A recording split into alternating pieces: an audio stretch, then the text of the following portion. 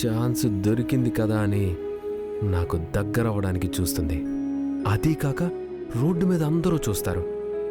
ఎర్ర బస్కి నాకు పెళ్ళయిందని తెలిసిపోయే ప్రమాదం ఉంది. సో ఆ ఛాన్స్ నేనివ్వకూడదు. ఏటైంది మధుబాబు? ఏం లేదు, కిందకి దిగు.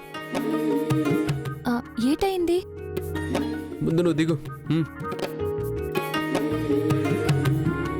అభి, అన్నయ్య కార్కి తీసుకురా. సరే అన్నయ్య. ఓ, నన్ను కారులో తీసుకెళ్తారా? ఈ బండిని చూసి ఈ బండి మీద ఎట్ట ఎల్లాలా అనుకున్నాను. నా మనసు మీకు బాగానే అర్థం అవుతున్నది. నిజంగా మీరు సూపరు. హలో, నేను బైక్ మీద వద్దనుకుంది నీ మనసు అర్థం చేసుకొని కాదు, నా ఫ్యూచర్ని దృష్టిలో పెట్టుకొని. మధుబాబు, బండి మీద వెళ్తే మీ ఫ్యూచరు దెబ్బతింటాదా? అదెట్టాగా? అది నీకు చెప్పాల్సిన అవసరం లేదు. అన్నయ్య కీస్. వెళ్ళు, కూకో. చిచి, కూర్చో. నీతో ఉంటే మీ ఊరి భాష నాకు వస్తుంది. రా.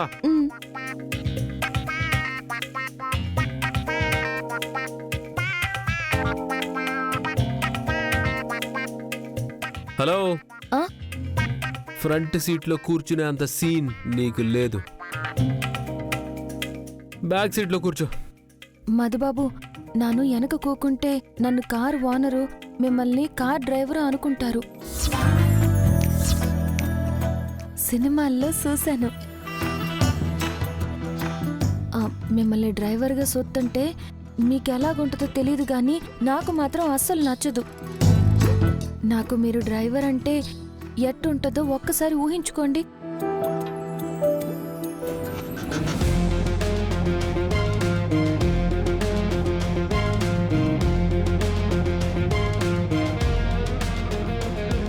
అమ్మగారు, కూకోండి.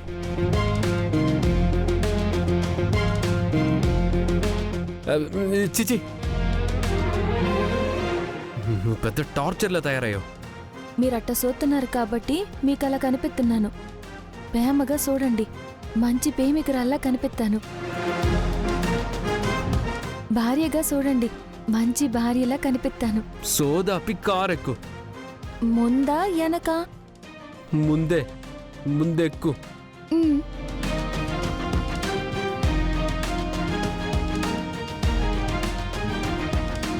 బెల్ట్ పెట్టుకో. బెల్టా? నాను సీర కట్టుకున్నాను, ప్యాంటు షర్టు వేసుకోలేదు. కామెడీయా? నిజమే చెప్తున్నాను మధుబాబు, మీకు కనిపిస్తున్నది కదా. నేను చెప్తుంది ప్యాంట్ బెల్ట్ కాదు, సీట్ బెల్ట్. సీట్ బెల్ట్ సినిమాల్లో ఇవి చూడలేదేటి? నాకే సెట్ అయ్యరా. ఈ బెల్ట్ యాడున్నది? అక్కడ.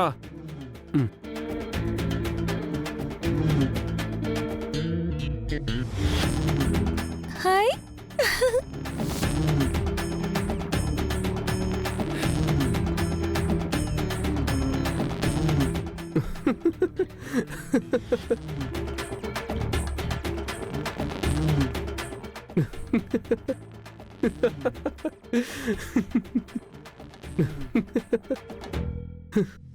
Hello, wait.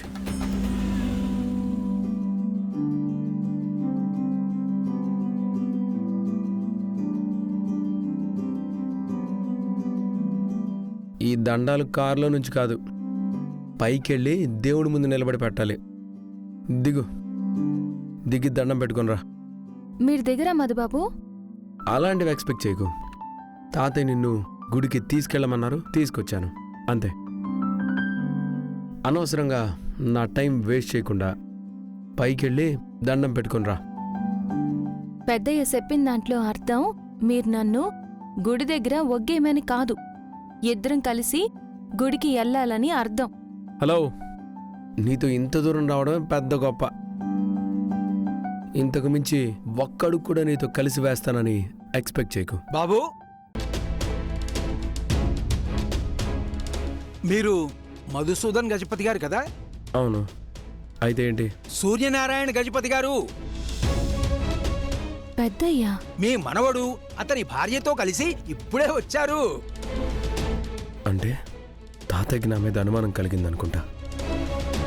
ఇప్పుడు నేను కిందకి దిక్కుపోతే ఈ పంతులు తాతయ్యకి చెప్పినా చెప్పేస్తాడు. అలాగే గజపతి గారు, కొత్త దంపతుల మధ్య జరిపించాల్సిన పూజా కార్యక్రమాలన్నీ జరిపించే పంపిస్తారు. మీకు నమ్మకం లేకపోతే మీరు లైన్లోనే ఉండండి గజపతి గారు.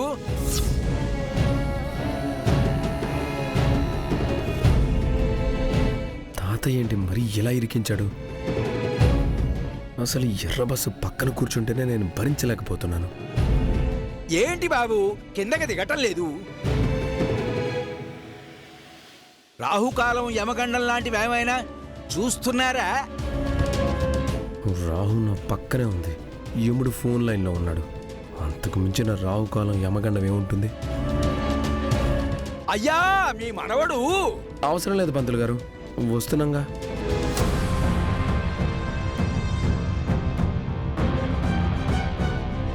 అయ్యా ఇప్పుడే మీ మనవడు కుడికాలు పెట్టి దిగాడు. అయ్యా ఇప్పుడే కారు దిగారు, లోపలికి వెళ్తున్నావు. పదండమ్మా పదండి.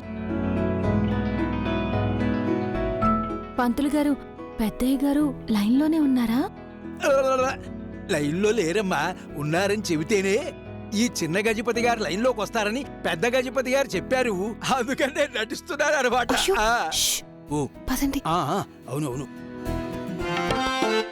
అయ్యా చిన్న గజపతి గారు, ఏమిటి అలా ఊపుకుంటూ పోతున్నారు? మరి ఎలా వెళ్ళాలి? అదిగో అలా చూడండి. అంటే ఏంటి, నేను కూడా తనని ఇప్పుడు అలా ఎత్తుకెళ్ళాలా? No way. అలా అనకూడదు చిన్న గజపతి గారు. కొత్తగా పెళ్ళైన దంపతులు ఇలా భార్యని భర్త ఎత్తుకురావడం ఈ గుడి సాంప్రదాయంలో ఒకటి. మీరు భార్యని ఎత్తుకుని ఈ మెట్లన్నీ ఎక్కడం వల్ల మీరనుకున్న కోరికలన్నీ నెరవేరుతాయి. నిజంగా నా కోరికలు నెరవేరుతాయా పంతులు గారు? 100% నెరవేరుతాయి బాబు.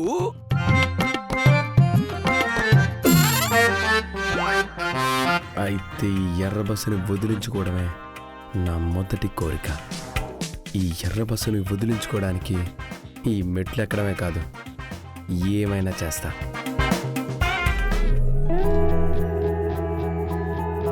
అయ్యా లైన్లోనే ఉన్నారా?